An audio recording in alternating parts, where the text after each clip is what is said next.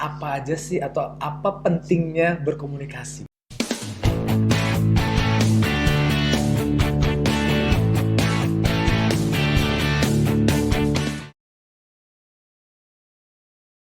Halo, hai Sobat Digis, ketemu lagi barengan kita di DI Academy, ya dimana kita akan membahas mengenai komunikasi dan juga apa sih yang penting dalam sebuah komunikasi.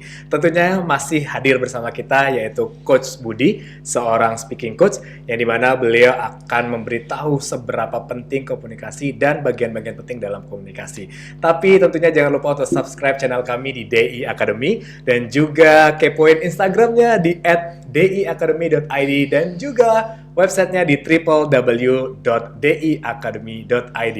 Kembali lagi kita bersama Coach Budi. Halo Coach Budi, ketemu lagi kita. Halo Mas Omar. Ya. Coach Budi, kalau sebelumnya Ya. kita sudah bicara mengenai komunikasi. Komunikasi efektif, perbedaan ngomong dan juga bicara. Yes. Sekarang kita akan membahas mengenai apa aja sih atau apa pentingnya berkomunikasi. Yes. Saya percaya setiap orang pasti punya suara, punya Ya. pesan yang mau disampaikan Iya. ke orang lain, ya. Tapi pertanyaan yang paling penting dan paling mendasar dari komunikasi adalah membayangkan bahwa di sini pembicara, sang komunikator, di sini adalah audiens, ya. Nah, dari bagaimana caranya pesan sampai ke audiens itu biasanya akan ada tembok pemisah di tengah-tengah tanpa disadari. Misalnya tembok pemisahnya apa? Yaitu cara berpikir audiens terhadap si komunikatornya. Pertanyaan mendasar adalah ngapain gue dengerin lo? Banget, Iya sering kan? banget. Karena kita jadi peserta juga kayak gitu. Kalau udah Betul. ngeliat komunikatornya nggak asik, ngapain juga gue Betul. dengerin lo gitu ya Pak ya? Betul, betul. Jadi ngapain gitu saya di sini dan dengerin kamu gitu? Apa untungnya buat saya? Benar. Ya. Sering Nah, banget. ini mindset yang paling mendasar dalam komunikasi yang efektif, ya. Kalau pikiran ini tidak dimusnahkan dulu, tidak dibasmi dulu, ya, maka sang komunikator tidak diterima. Jadi harus bagaimana caranya sebelum pesannya diterima, Ya. sang pembicaranya diterima. Fair gak kira-kira?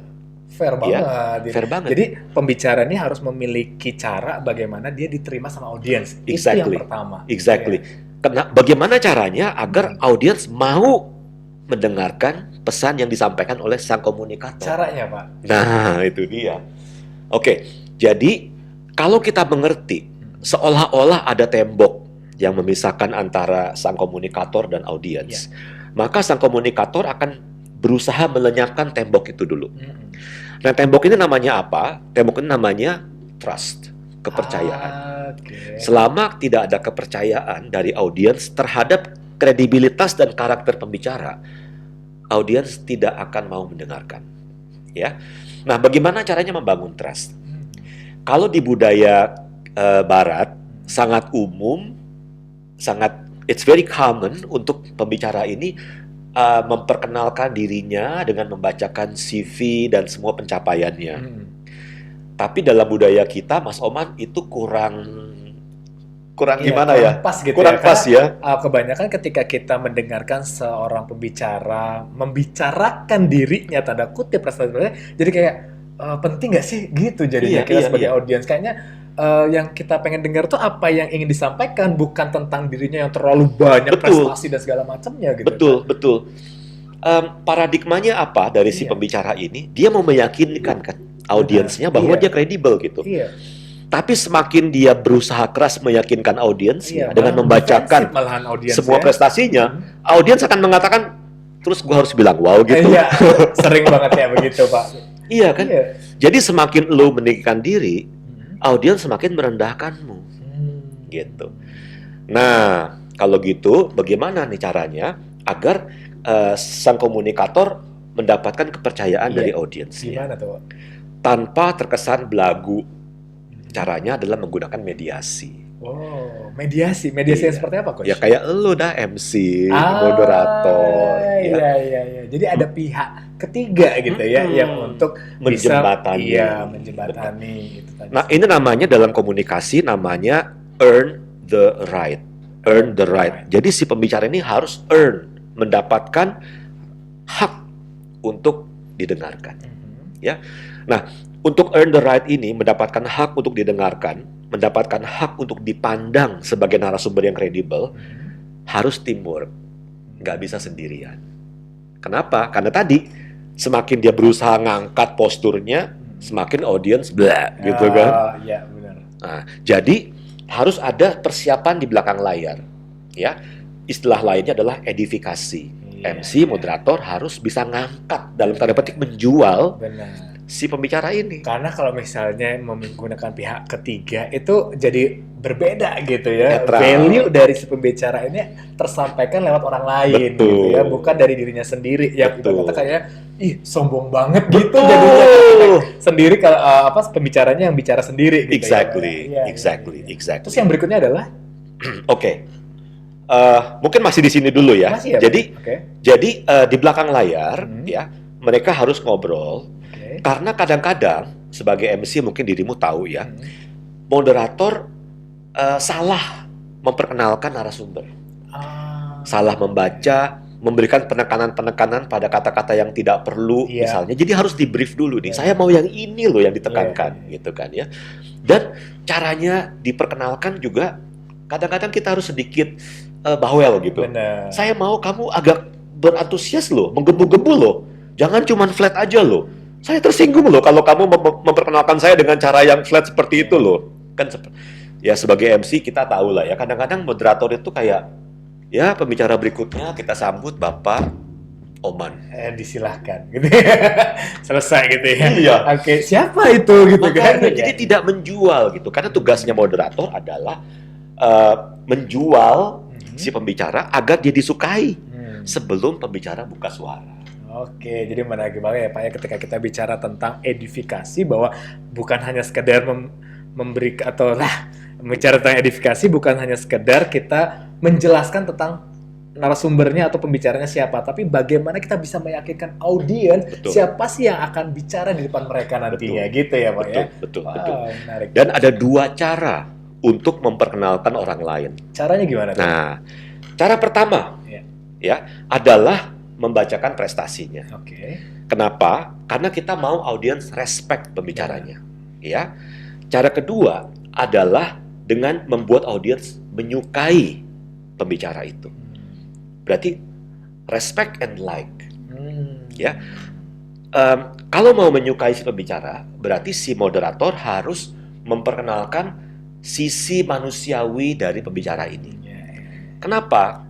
Seringkali audiens nggak bisa relate dengan pembicara karena dia tuh ketinggian, dia tuh di awan-awan gitu.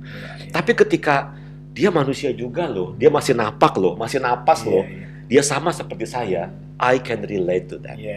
Even si pembicara itu sudah sangat luar biasa prestasinya, terkenal, tapi membumi, akhirnya bisa diterima sama audiens ya. Betul ya. Jadi bukan hanya pencapaian, tapi juga diperkenalkan atau dibacakan sisi kemanusiaannya. Misalnya dia seorang suami beranak satu, ya, hobinya nonton film, gitu ya.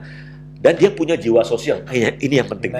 Dia punya jiwa sosial yang tinggi, ya. Selama dia ada waktu kosong, dia suka mengunjungi panti asuhan.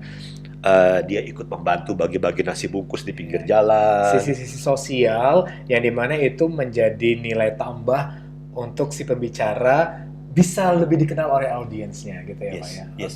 Karena ketika moderator memperkenalkan prestasi, audiens akan ini orang hebat.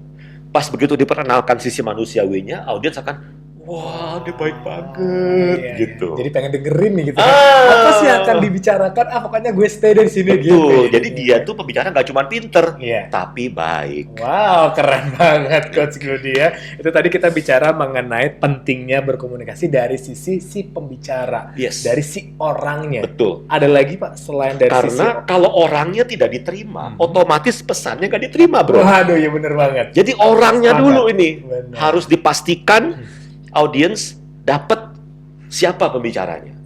Baru pesannya masuk. Oke, keren banget. Jadi pastikan kita disukai dulu sama audiens, baru kita bisa bicara. Exactly. Gitu ya, Pak, ya? Namanya penasaran adalah pemasaran. Oke. Jadi bikin audiens penasaran dulu ini. Dipasarkan ini profil pembicaranya. Jangan langsung dipanggil. Siapa lo? Bener. Keren banget Pak Budi. Jadi kita nggak hanya sembarangan untuk menjadi seorang pembicara atau communicators, bahwa ternyata harus ada persiapan-persiapan, Yes. sehingga selain kita sudah siap bicara, tapi kita juga sudah siap diterima Betul. oleh audiens, yang dimana mereka adalah orang-orang yang harus mendengarkan apa yang kita Exactly. bicarakan. Exactly. Sekarang mungkin Coach Budi ingin memberikan pesan-pesan kepada Sobat Digis mengenai komunikasi. Jadi Sobat Digis, salah satu cara supaya kamu diterima dulu nih sebagai si pemberi pesan, coba kamu mulai serius deh sama CV-mu ya. Coba kamu mulai serius mengumpulkan, mengoleksi semua pencapaianmu gitu ya. Kadang-kadang pencapaian tuh nggak mesti harus gede banget gitu, enggak. Yang kecil-kecil aja gitu. Apa prestasi, apa achievement yang sudah kamu capai ya. Lalu cobalah buat dalam bentuk tulisan singkat ya, sehingga lain kali ketika kamu harus bicara, kamu sudah siap nih dengan portfoliomu dan kamu bisa langsung kirim datanya ke moderator yang nanti akan memperkenalkan kamu ya. Ingat, sebelum pesanmu diterima, kamu sebagai pembicara harus diterima terlebih dahulu ya. Demikian tips-tips kita hari ini. Thank you so much for watching. Nah, itu tadi Sobat Digis, kita sudah bicara bersama Coach Budi, seorang speaking coach, dan kita akan nikmati kesegaran dari Kopi Matra. Boleh dong, Coach? Asik. Sampai jumpa lagi ya. Bye. Bye.